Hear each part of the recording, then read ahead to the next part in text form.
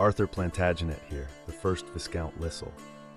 Allow me to tell you a tale from a time when the House of Tudor ruled England, a time full of intrigue and upheaval. I was not just a nobleman, but also the illegitimate son of King Edward IV, placing my life at the center of power and political drama from the start. My early years were shaped by the uncertain status my illegitimacy conferred upon me. Yet despite my origins, I rose to a position of considerable influence at the court of Henry VIII, my nephew. My life took a decisive turn when I was appointed Lord Deputy of Calais, one of the most significant and prestigious positions in the English crown at that time.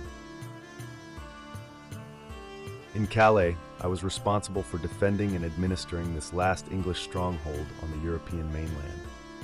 The challenges were enormous, from diplomatic tensions to military threats.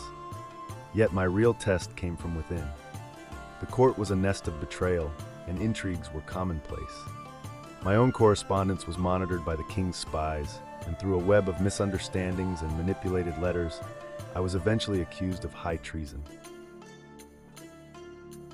The charge was shocking, and the trial a clear fight for survival. I was recalled to England and thrown into the Tower of London, where I awaited my fate, trapped within the cold, damp walls that had seen so many royal prisoners before me.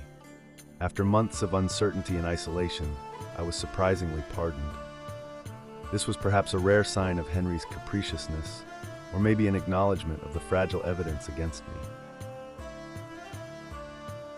I spent my final years in seclusion, far removed from the power and pomp that had defined my earlier life. I died in 1542, a man tossed by the waves of history, marked by the struggles and triumphs that defined my legacy as both a Plantagenet and a Tudor.